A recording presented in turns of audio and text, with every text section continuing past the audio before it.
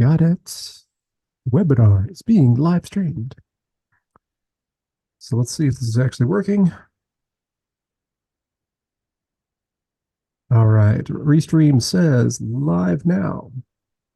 And LinkedIn. Is LinkedIn live?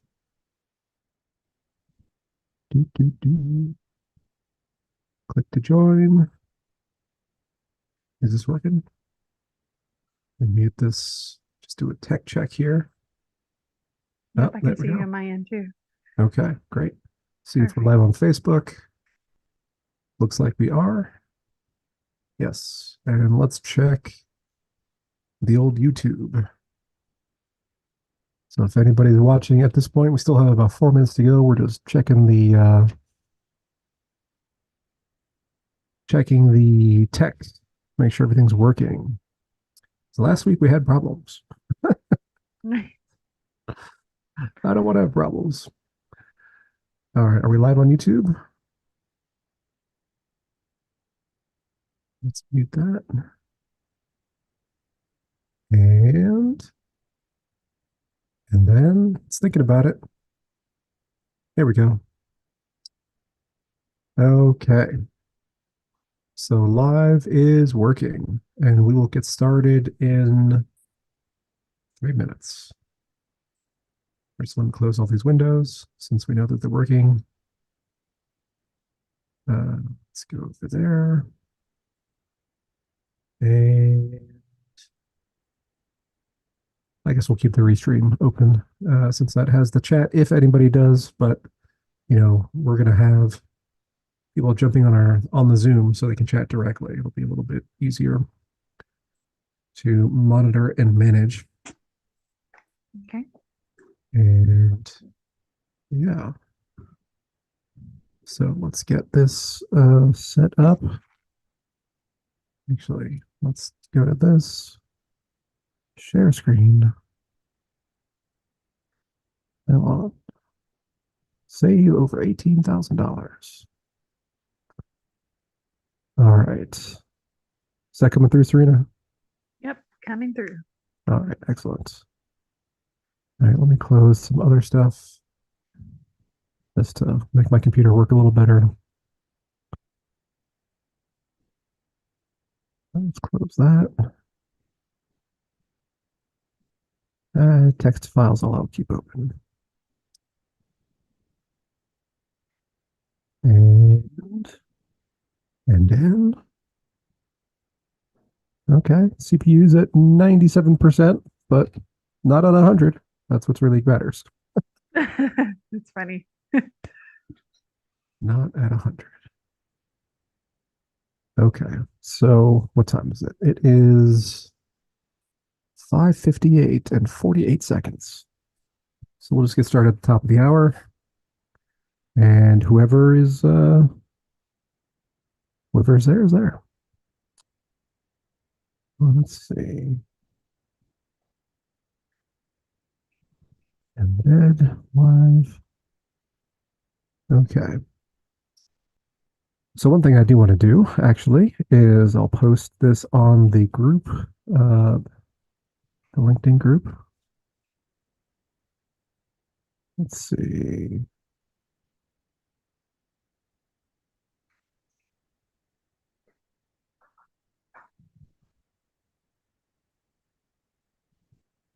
We are live now. Insert all document, find an expert, media. Let's see. 4 steps. Copy link.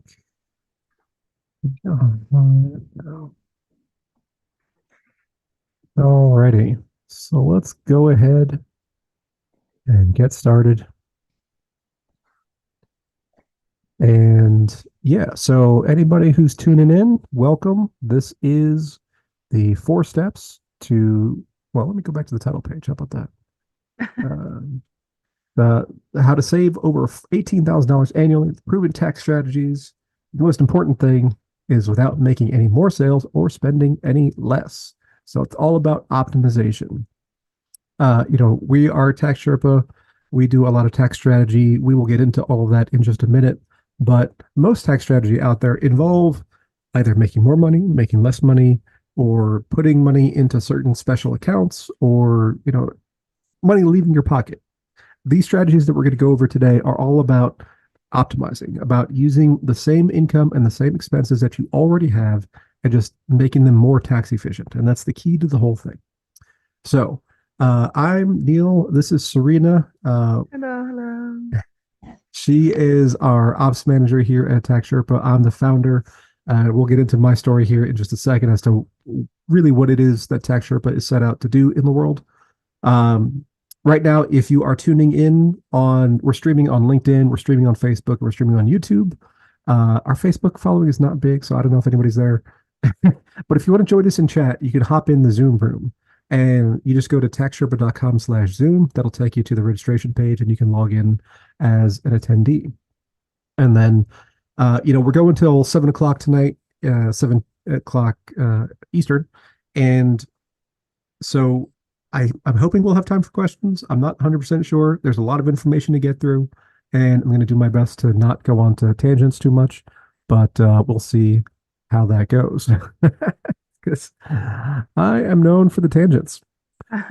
But yeah, so if you want to jump in and chat directly with us, come into the Zoom room, taxsherpa.com/Zoom. That'll take you to the right landing page. Alrighty, so let's go and see what most people are doing. So 23 million plus businesses are structured wrong in the United States these days. That's for solopreneurs, 1099 contractors, independent contractors, small business owners. And here's what they do. So, the numbers change. Obviously, everybody's situation is different. For our example purposes here, I put it at $100,000 worth of income, and that's going to be net.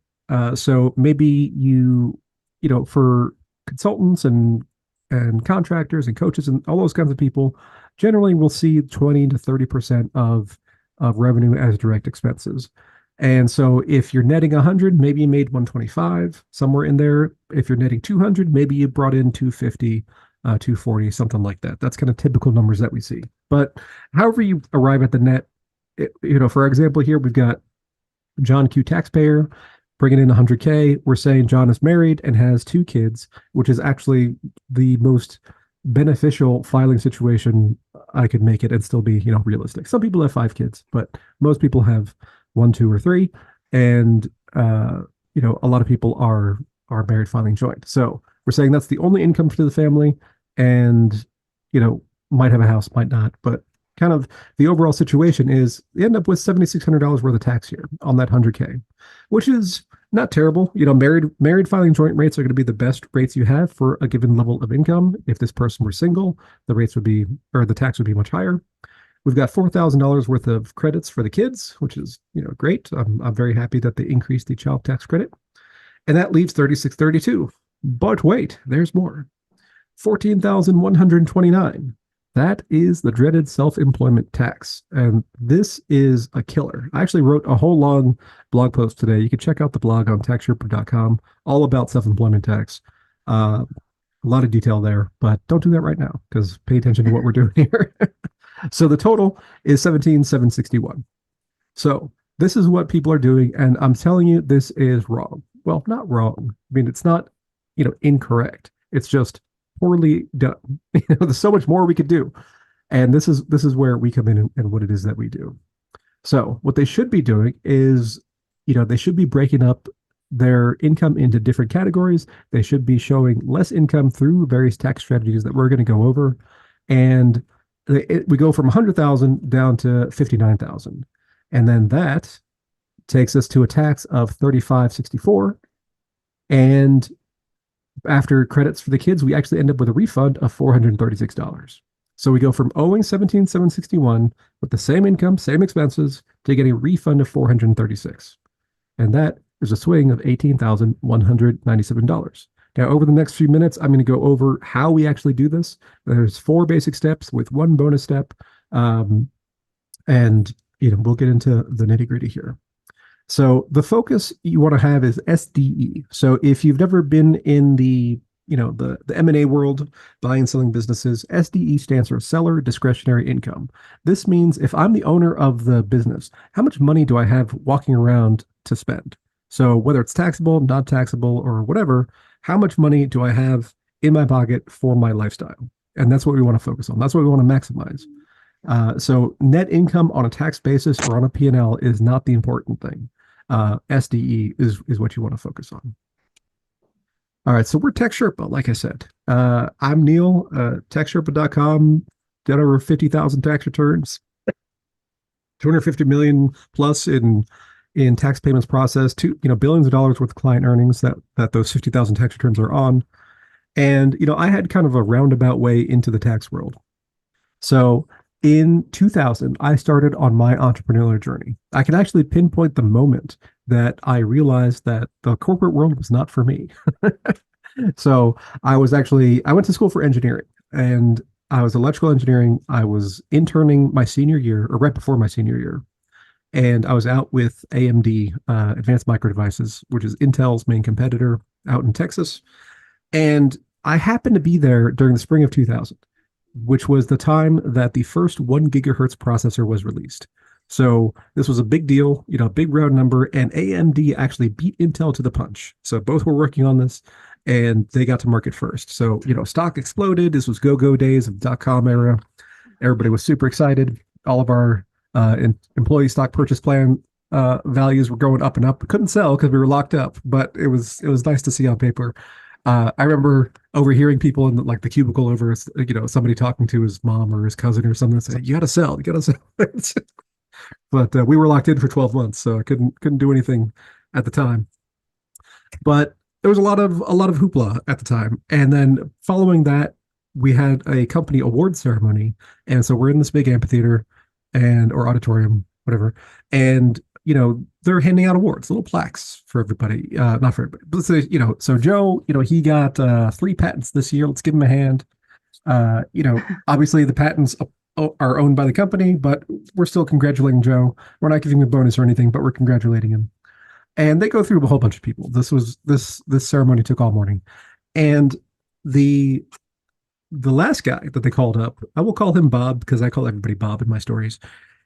And Bob had booked a European vacation with his family for a 2-week vacation that had been approved months in advance and paid for and everything. And then it happened to fall during the time that this big launch effort was being made. So he canceled his family vacation, came into work, and was a good company man. And let's give him a hand. Here's a plaque, yada, yada, yada. So everybody's clapping. And it was right then that I realized this is not for me. I'm not going to be the guy canceling my 2-week, paid for European vacation so I can come into work. And that was planned, months or may have been a year in advance. Who knows? So that's when I started my entrepreneurial journey. I had lots of ups, lots of downs, mostly downs over the next 10 years.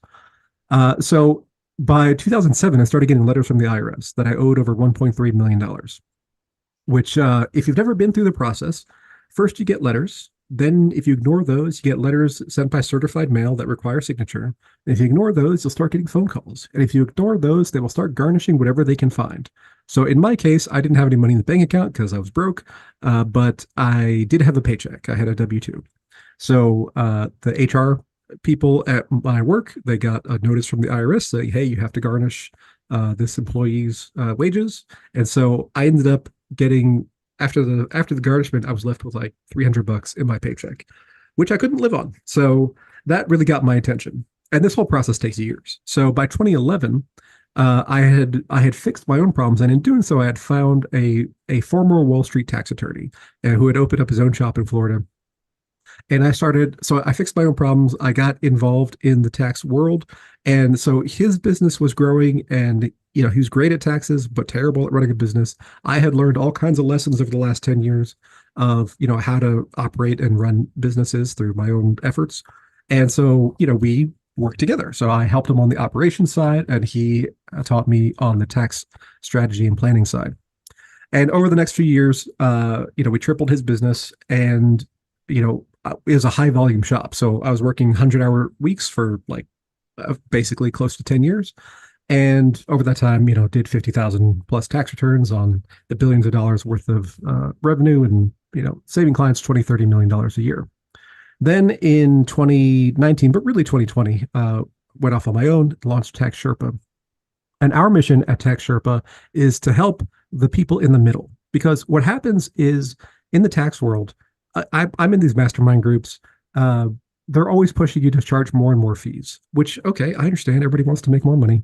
But what happens is that the companies that make a lot of money have the wherewithal to pay high fees for really great strategic level advice. I've seen places charge 150 grand just for a tax return, which to me is just nuts. But people can afford to pay that when you have million and billion dollar companies. So so that's like one end of the tax world. The other end of the tax world is, your local neighborhood tax preparer who's in a strip mall or something, and maybe it's an H&R Block, maybe it's a Liberty Tax, maybe there's a bunch of them, and I don't want to rag on them too hard. Their job and their client is somebody who has a very very simple tax return, somebody who has a W-2, and kind of that's it. So for those people, you can go to that service provider, and they'll enter your information in the computer for you. Okay, great. There's not a whole lot of value generated there.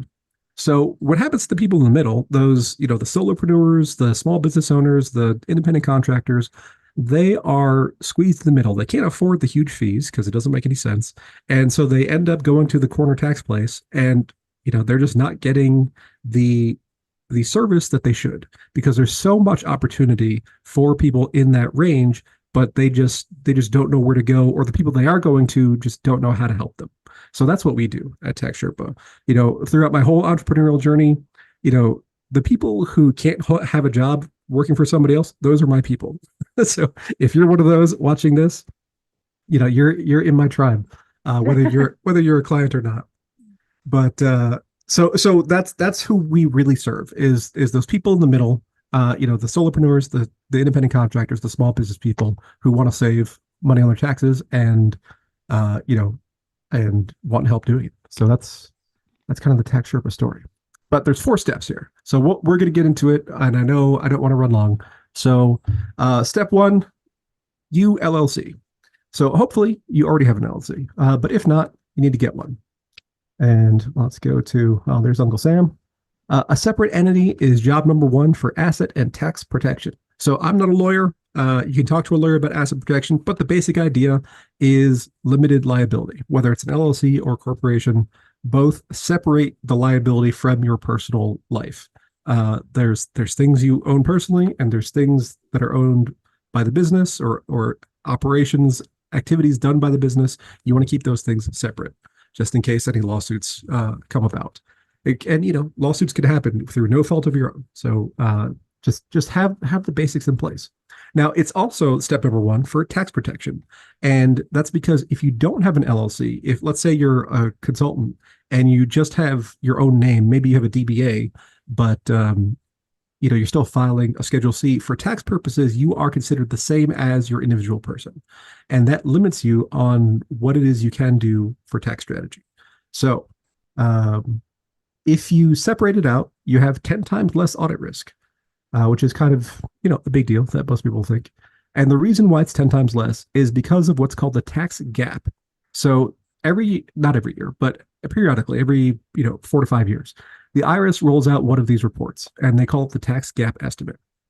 So they analyze usually a 3-year period. This one was 2014 to 2016. Then we have to wait for 2016 to close, and we have to wait for all the audits on 2016 to close. And then they perform this analysis. So the whole process takes several years. And so what they do is they say, okay, during this time, we estimate that Americans should have paid in $3.3 trillion. Now, what we actually received was $2.8 trillion, and that leaves a gap of $500 billion that we were shorted. That's the gap. And through audits and letters and whatever, they collected 68 billion of that, leaving 428 billion remaining of the gap. So that is a big chunk of money, right? That's 15% basically of what they think they were owed, that the government has been shorted. And they break it down by category. So the reason why a Schedule C has 10 times higher audit risk than anything else is because of, I don't know if you can see my cursor or not, but right here in the middle, this individual income tax, business income, $130 billion.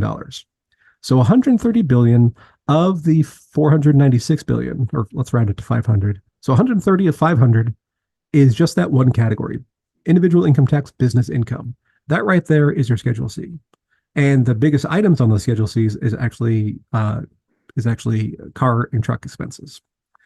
So basically, that's where the money is. So, you've heard all the stories about how, the IRS is hiring all these people, the 87,000 agents over the next 10 years, and they swear up and down that they're not going to audit anybody making less than $400,000.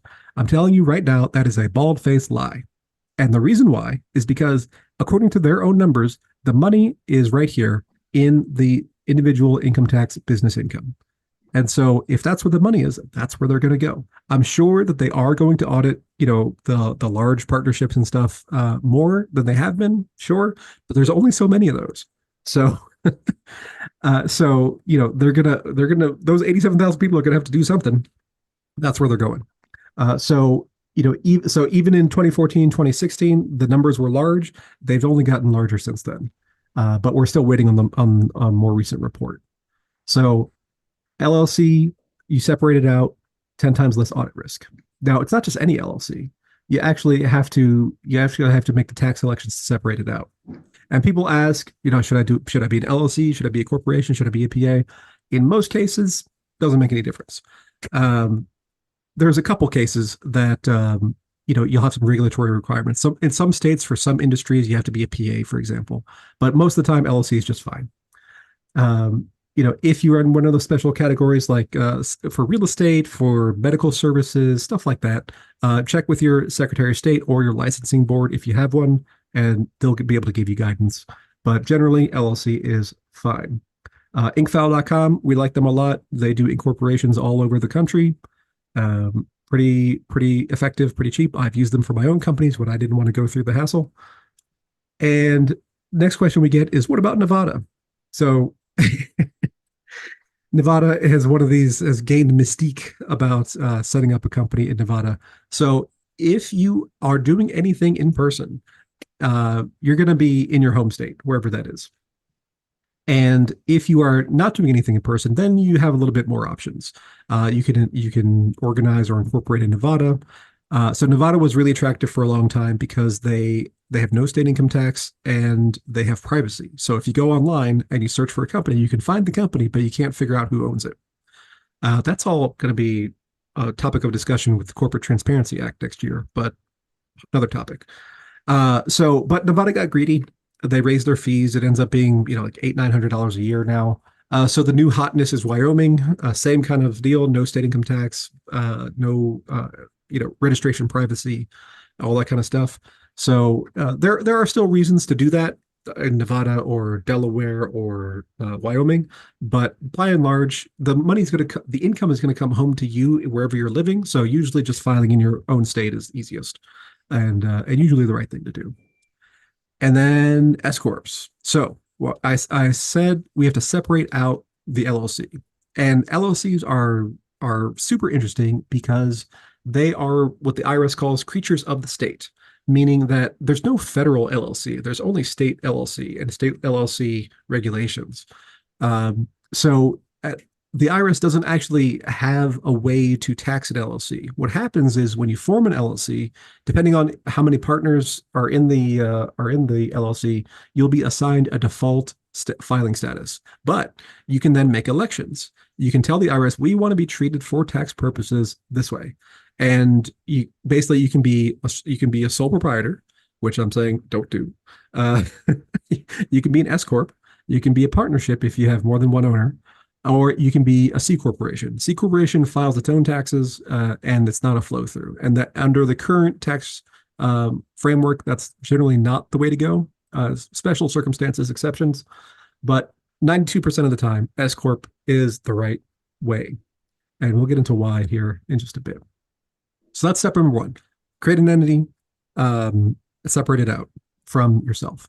Step number two is, in order to get the business tax benefits, you have to actually act like a business owner. And hopefully you're not as stressed out as this guy. But we'll go through the details here and make it a little bit easier. All right. So to get business benefits, you have to be a business, and that means doing the business things. So step one of acting like a business owner is you have to get your books done. And really, you got to get them done professionally. It could be us, it could be somebody else, just get them done. And the reason why is A, you're doing it wrong. I have literally never seen a client do their own books and get it done correctly. And B, we want you to be focusing more working on your business and less working in your business. So if you've never heard this concept, hopefully you have, but if you haven't, working on your business is doing the things that an owner does, and working in your business is the things an employee does. So you got into business for yourself for doing something. You have expertise in whatever field you have, and I've seen all kinds of stuff over the years. But you know, just because you're good at doing the thing doesn't mean you're good at actually running the business of doing the thing. Those are two separate things. And if you want some great reading on that, read The E-Myth by Michael Gerber, a whole series of books on just that one concept. So, by outsourcing your books, they'll be done correctly. They'll probably be done on time, and you will have that time and attention resource freed up in order to focus on the operations of your business. Step two, monthly management meetings. And people freak out when I mention this, but we will make it give you the exact path here. So you want to have monthly management meetings with usually it's just yourself. If you have a partner, obviously there'll be a partner involved. And these are critical to stay on top of what is happening in your business and your plans for the future. So, and plus it's a tax benefit. I'll show you how that works. So it's tax benefit because you get 1 day meeting comps in your area. So you can find listings online. You can call hotels and see how much it costs to rent a ballroom. You can call country clubs. You can call wherever people are holding meetings, call those places, figure out what does it cost to rent your place for a day. And you're going to need the normal setup. You're going to need the tables, the chairs, the linens, the AV system. You need the water cooler in the back of the room. I'm sure pretty much everybody here has been to a some kind of event at a hotel ballroom. It's that kind of setup. So find out whatever that costs in your area. And you're going to create a rental agreement between your LLC, whether it's a new company or old company, whatever, between your company and yourself for the use of your primary residence for the purpose of these meetings. And this is the code section citation. The main one is 280 AG.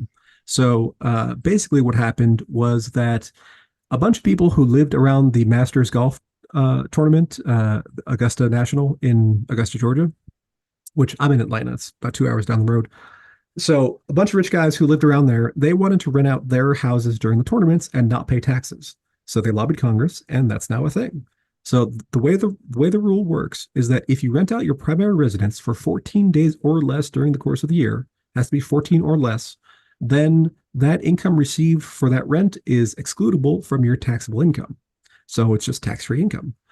So you could rent your house out to anybody for 14 days and not pay taxes on it. But we take double advantage of it by the fact that we create a rental expense on the company side for the purpose of these meetings. So that's how the tax benefit works. So we get a deduction and we get not income. But then the next thing, the panic. What do I do with these meetings? Don't have to keep records. Don't have to keep minutes.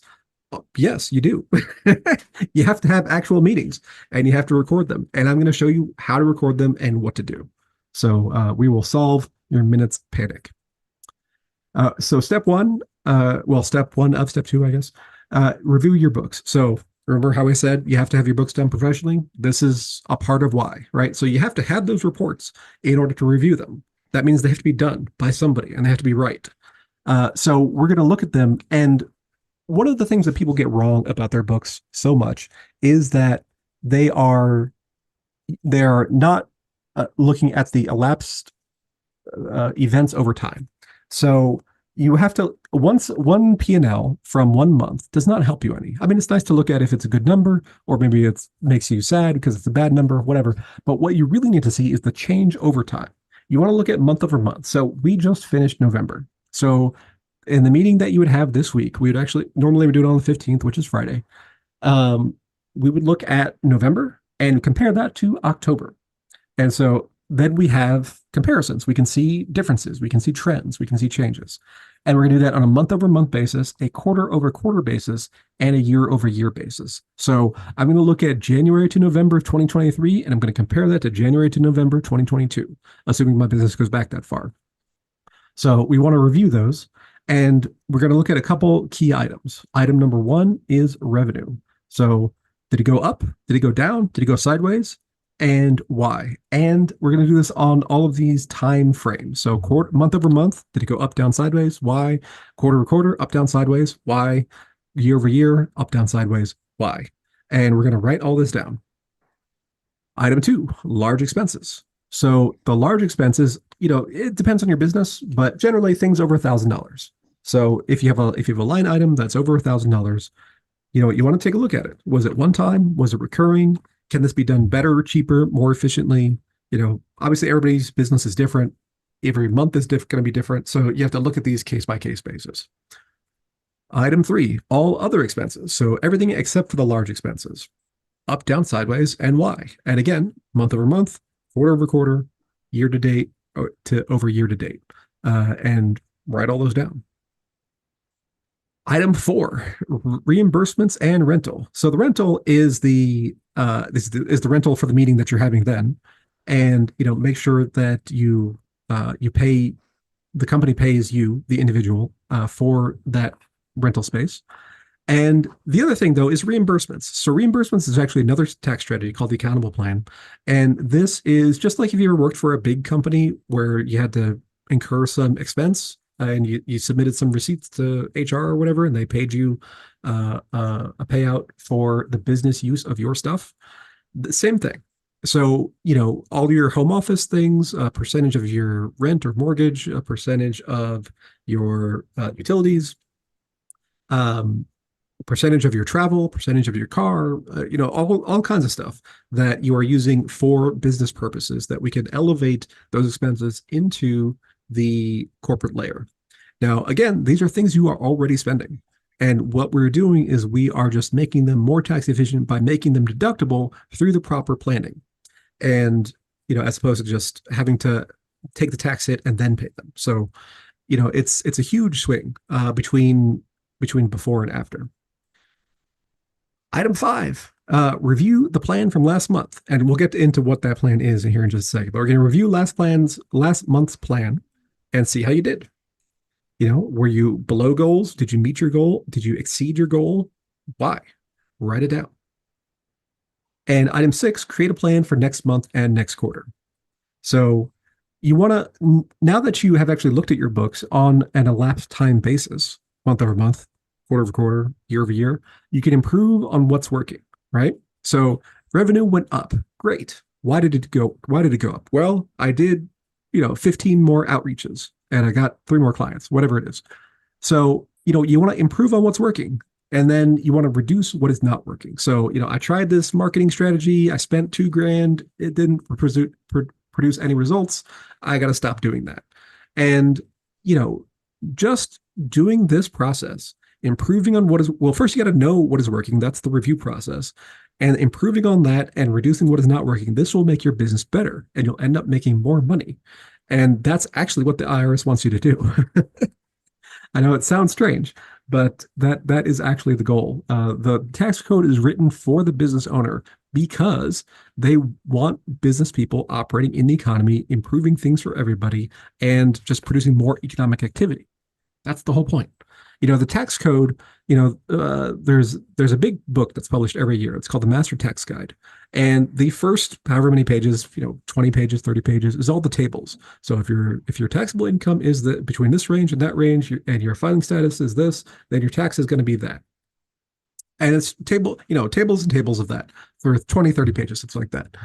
The rest of the giant book that's 1,000 pages long is all about the exceptions and the circumstances and, what applies here and what applies there. So the code is written in such a way that it rewards people who are producing in the economy. So if you are a business owner, whether it's just you or you have 100 people working for you, the tax code is written for you. So take advantage of that fact and do the things that the government actually wants you to do. And you're rewarded by a much, much lower tax rate.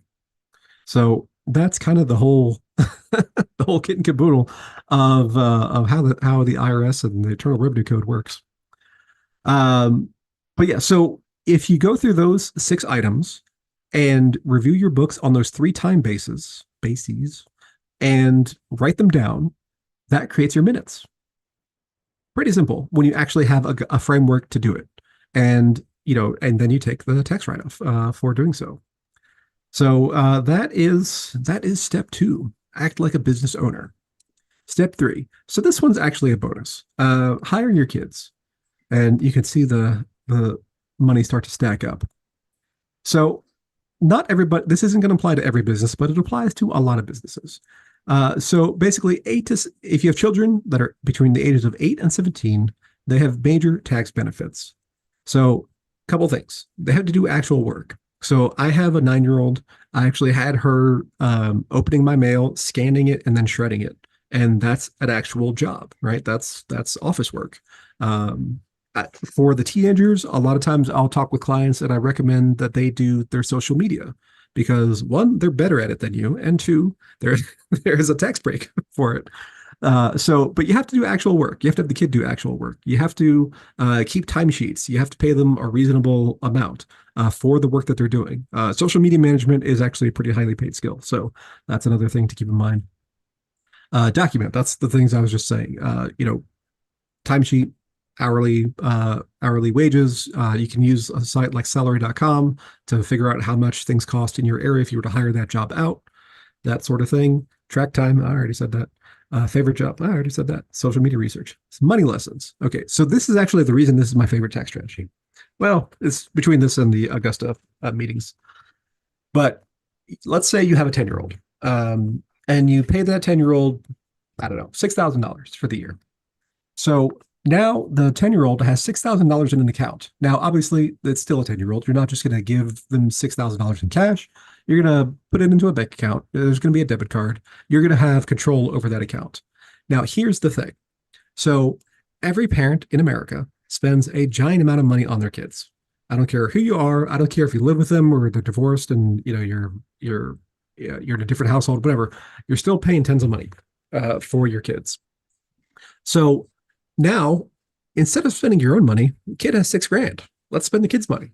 So, for shoes and clothes and trips and the thing I want at the store and, I want ice cream and all this kind of stuff. Now the kid's paying and it's coming out of their account and you tell them it's coming out of their account. And you will be amazed at how frugal, a 10-year-old can get when it's actually their money. My 9-year-old's just at the beginning of this journey. Sure, her big purchase that she's saving up for right now is a pair of rollerblades. And we had to talk about, so she found a pair on Amazon with the help of her aunt, and they were $39.99, and they were pink and they were great and everything. And she had $36 at the time, I think it was. And so I said, okay, well, let's learn about sales tax because it says $39.99 right here. But when we actually add it to the cart, and we don't have any delivery because we're Amazon Prime, but sales tax came out to $42.38. And it's like, well, you're a bit more short than you thought. You're gonna have to save a little bit more. And the reason is because of this thing called sales tax. And she had no idea, but now she knows. Now she's up to $41. She was just telling me she lost a tooth last night, so she got $1 from the tooth fairy. Man, I tell you, that tooth fairy inflation is just nuts. Um, so yeah, so money lessons are, if you have the chance. So obviously, I don't know, your personal background, but I know when I was growing up, I did not have any any level at all really of money lessons taught by my parents. I could see what they were doing. That was the extent of it. They never sat me down and said, this is how you do this, and this is how you do that. This is how you do the other thing. Instilling these lessons early, I think sets a child up for huge success later on. Plus, kids pay for their own stuff. And here's the bonus on the bonus. Now that they have wages and you give them a W-2 and everything, they are IRA eligible. So if you have earned income, you can open an IRA. It could be a Roth, it could be traditional, however you want to do it. And then that money is in that IRA and invested in whatever you like to invest in, and has the ability to grow. Not for most people start to get serious about retirement around 35. People finish high school, college, whatever. Their 20s are kind of a blur. I need the money. I'll think about it later. In mid 30s, reality starts to hit, and we say, okay, well, might need to start saving for retirement. Maybe. So between the ages of 35 and 60 is 25 years. That's kind of your retirement account investment horizon. And now we're talking about bringing that all the way back to 10 years old or maybe 15 years old. So let's say 15, right? So from 15 to 60, instead of 35 to 60, you're adding 20 years of growth potential. And the compound effects of that, that's why I picked this graphic for the coins stacking up. The compound growth effects of that are enormous. So it is hugely advantageous to start this process super, super early. And if you can get $6,000 into an account, I think the limits this year are $7,000 actually for IRAs. If you can get that money into an account now, as long as the thing has positive growth, it almost doesn't matter what the growth is because just the compound effect will, over that span of time, will just grow so much. Obviously, the better you can do for investment picking, the better you do. But just doing something is so much better than doing nothing. So there's that. You do need a different ownership structure. It needs to be an LLC partnership usually, if there's a husband and wife or whatever parents jointly filing. If it's a single parent household, then this actually does go on a Schedule C, because what happens is that if it's a partnership or sole proprietorship where it's employing the direct children and the children are between the ages of 8 and 17, then special things happen. So special thing number one is the wages are exempt from Social Security and Medicare tax. So, normally you're paying between the employer and the employee, you're paying 15.3% of payroll tax on whatever the wages. So if it's $100,000 of wages, $15,000 is going to the government for Social Security and Medicare. The second thing that's special is that you are, under this ownership structure, you are exempt from unemployment tax. So unemployment tax is usually not that big, usually $400 plus or minus between the federal and state, and most states follow the federal on this. So that's another level of savings. And the third thing that this is great for is that everybody who has earned income has a standard deduction. So some people might have heard of the kiddie tax. That applies to investments. That doesn't apply to earned income. So if anybody has earned income that's less than the standard deduction, which this year for single filers is going to be $13,800. So if you pay anybody less than $13,800, they don't have an income tax due on it. So now we've created a wage for this kid that is exempt from payroll tax, it's exempt from unemployment tax, it's exempt from income tax, and it's still earned income. So we can still play the IRA games. So you could pay a child $13,800 and put $7,000 of that into a Roth IRA, or you could pay that same child $20,800 and put $7,000 into a traditional IRA, and that will arrive at the same $13,800 net on a tax basis, and that child pays zero in taxes, and it's still a deduction.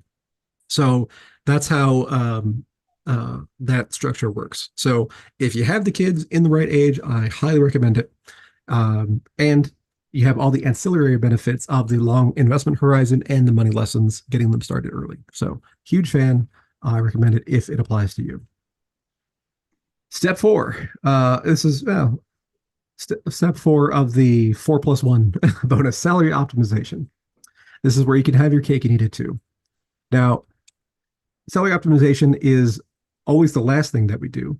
And this is because this is after all expenses we've already taken. So we're going to have, that 100,000 income, and then we're going to have our meeting expenses. We're going to have our reimbursements. We're going to have our, paying of the kids. And then on the remainder, that's where we assess how much to pay for salary. So, and are we going to put in a retirement plan? Yes or no? There's different varieties: 401ks, SEPs, QRPs, S Corp reasonable compensation. So, well, I talked before about how 92% of the time an S Corp is the right way to go. And the reason it's the right way to go is because the profits from an S corporation flow through onto your individual tax return. They are eligible for qualified business income deductions, which we'll get into here in a second. and they are exempt from self-employment tax. So that's that Social Security Medicare portion. So if you bring in 100 grand for if you bring in 100 grand for profit, you pay income tax on it, the same like any other 100 grand, but you do not pay Social Security Medicare tax on it. And that's a 15.3% savings. So obviously the IRS knows this, and there's a rule. So the rule is for money coming out of an S corp, that's income. So not excludable rent income, not reimbursements. That doesn't count. That's a separate category. But for income amounts coming out of an S corp to an owner, you have to pay yourself a reasonable compensation first.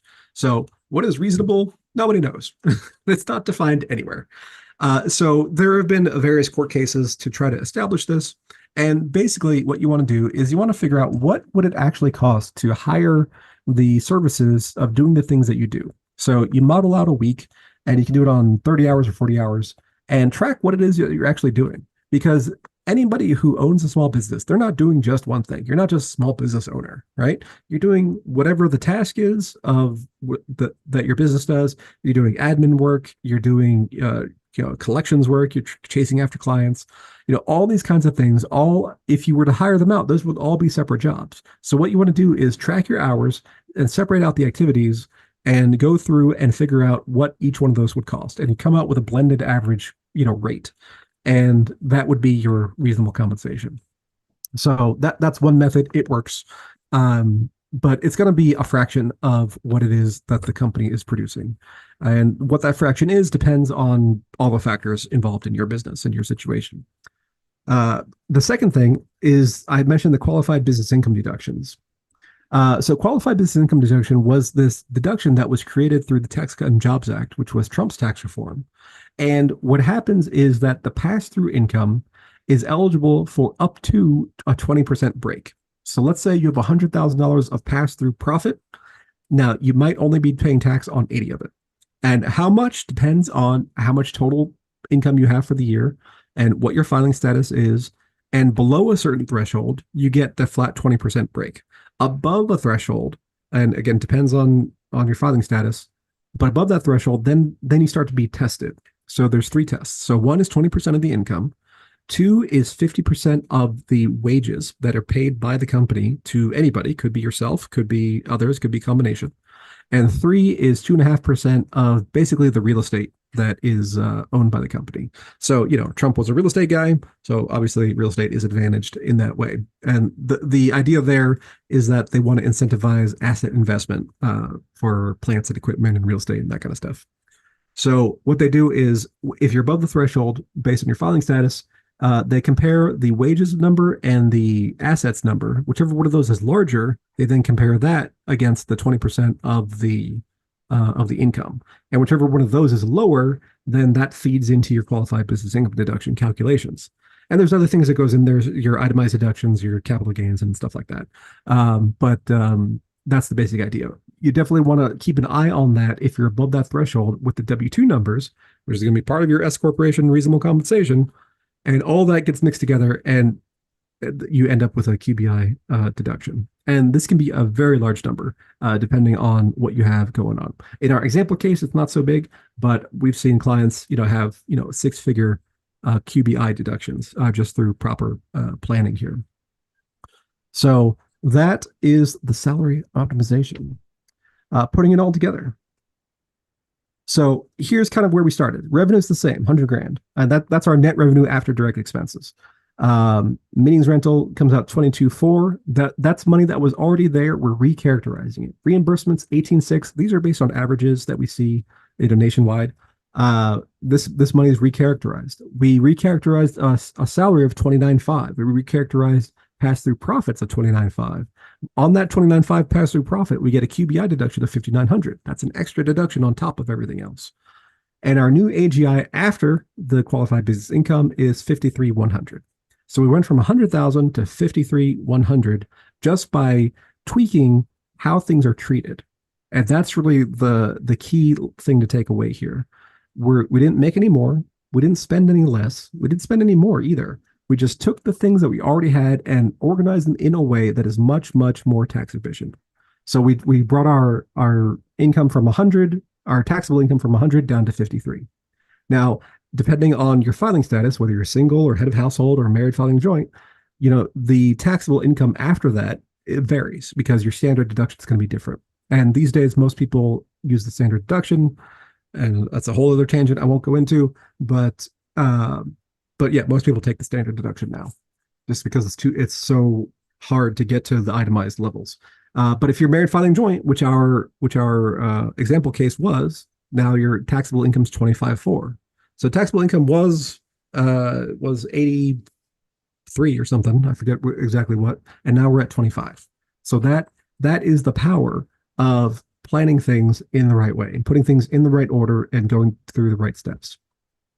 So obviously your tax on 25.4 is going to be way, way less than 100. And, we have a graduated income tax, and some states do, some states are flat, but on the federal level, we've graduated income tax. The more you make at higher levels, the more that higher income is taxed. And at low levels, you start off at 10%. 10%, then 12%, then 22%, then 24%. So if you are bringing your tax down and you're crossing bracket levels, now all of a sudden you start to see huge swings because your effective tax rate after everything's all said and done is way, way lower than what you had going on before because you had much more income at much higher rates. So that's part of the compounding tax magic of how this all comes together. So next steps, and I'm actually doing pretty good on time. I'm proud of myself. So next steps, we're starting a new free LinkedIn group, totally free, and we're just going over tax stuff, and we're calling this Tactical Advice Explorer, TAX.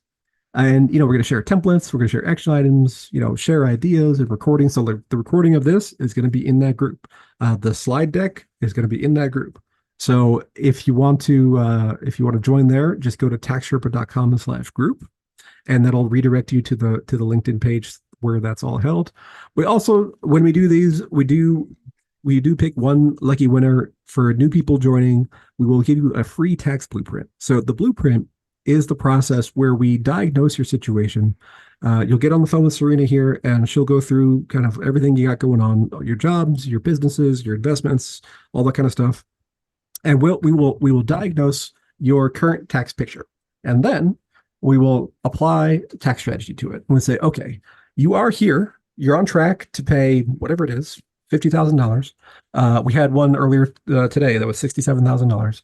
And if we do these things, these 3, 5, 7 things, whatever it is that applies to your situation individually with your numbers, then it's going to save you this much money. And that is the blueprint of how we get from here to there. So if you want to join the Tactical Advice Explored, come on by. Somebody's going to win a free blueprint. The last one that we did was I won't say his name. His name is Bob because everybody's Bob. But we found him over $23,000 worth of savings. So not bad for a conversation. And we're next event. We're doing these every week. So next week's event is going to be office hours, and that's just open Q&A. Ask any question you want, and then yeah, I'll be here to answer them. That's kind of how the Q&A works. But you just go to taxsherpa.com/live. I update that every week, which I will do right after we finish here, and that will take you to the landing page for that next week's event. So those are your next steps. Join the group. Go to taxsherpa.com/group. Register for next week's Q&A. taxsherpa.com/live. Pretty simple. So no sales, no nothing. Just join the group. Let's join a conversation. Yeah. And the questions. So if you want to join us on Zoom to chat, go to taxsherpa.com/Zoom, and that'll take you into the Zoom webinar thing, and you'll be able to join in there and chat with us. So if you want to do that, come on by. We'd love to have you. We have a few minutes. Probably have about 5 minutes to actually take any questions. I don't know if we have any questions yet. Well, Neal, I have Yeah. a question that a client had that I had got on my call. And he wanted to know about the Augusta, and he understood that was 14 days out of the year. But when it comes to multiple businesses, he wanted to know, does Augusta, can we use the Augusta for each business, or how would that work? Yeah, so that's actually a good question. So the way the language is in the code is it goes by your personal residence or personal dwelling is the term they use. So it's not going to go by the business. It's going to go by the houses that you have basically, or it could be apartment, it could be condo, whatever. Um, so you're not going to be able to do 28 days from two different businesses. It's 14 days total for that residence. Now, if you have multiple residences, it's got to be your primary dwelling.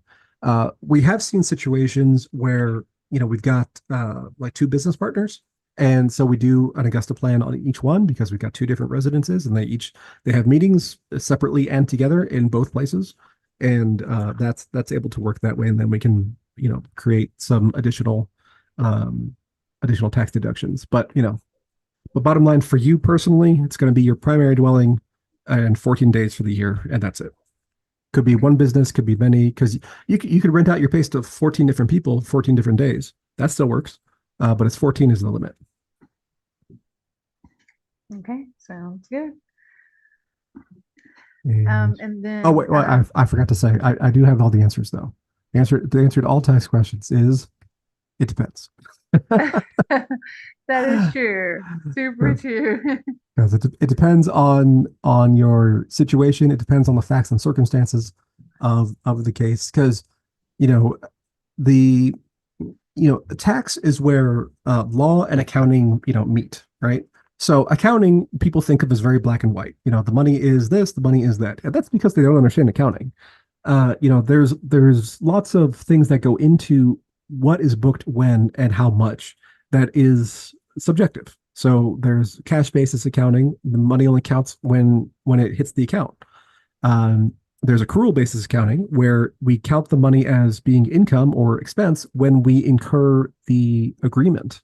So if we sign an agreement that says that you're going to pay me $30,000 in 5 years, under accrual, you book that now. Under under cash, you book it when you receive it. Two different methods. And then there's all kinds of subjective decisions that go into like assets. What kind of lifespan does it have? How do we depreciate it over time? There's difference between book and tax assets where you might have like a new roof on a commercial building might be a 15-year roof, but for tax purposes, because of various codes, we get to deduct that pretty much all in the first year. So there's a lot of vagary that goes into the accounting that people are not aware of. And then on top of that, we have law, right? Where the law comes in and says, this and such that, and maybe this and all that, those kinds of things, that kind of vagueness. So when it comes to your particular situation and your particular issue, it depends. And I mean, it sounds funny because I always say it, but it really is true. It depends on your particular situation and the facts and circumstances involved in your particular case. So that's why it depends. It's not just a get out of jail free card for accountants and lawyers and stuff, but we really mean it. It depends. Right. So Really, really mean it. yeah, so I will go on one of my favorite rants for just a second here of how it depends. So 2023, we are going to see about 30 million new tax forms are going to be filed this year. That's the latest estimate. And these are in the form of 1099-K. So 1099-K is your third party payments transactions. And what this is if you are a company that processes credit cards, so you take American Express or Visa or whatever, you will get a 1099 report at the end of the year, and it'll have the total amount of money that flowed through that payment channel towards your business. And then it'll break it down by month, and it'll say the total number of transactions and all that kind of stuff.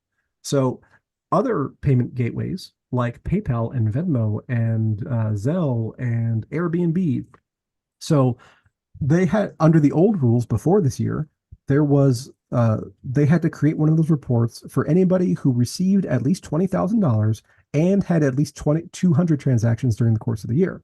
And if you exceeded both of those thresholds, then you got a form. So new rules, which were supposed to go into effect last year, but they gave up and just punted, but are going to affect this year, are that people getting a 1099-K from all these places only have to have a total dollar transaction value of $600 or more. So if you were getting So let's say you receive $600 from Venmo. Okay, doesn't matter how many people. Could be one person, could be 10 people, whatever. You receive $600 this year through Venmo. You're going to get a 1099K. But then the question is, what is that $600? If so, I say all these things all the time that I pay my lawn guy on Venmo. That's how he wants it. That's how I do it. So that is 100% income, and hopefully he's reporting it. I told him I should do his taxes, but he was like, "Yeah, I've got a guy already."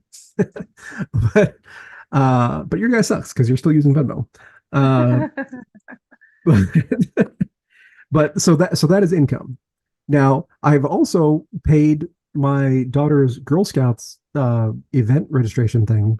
I paid it to the scout manager for our troop. Paid her like $17 a couple weeks ago. Is that income?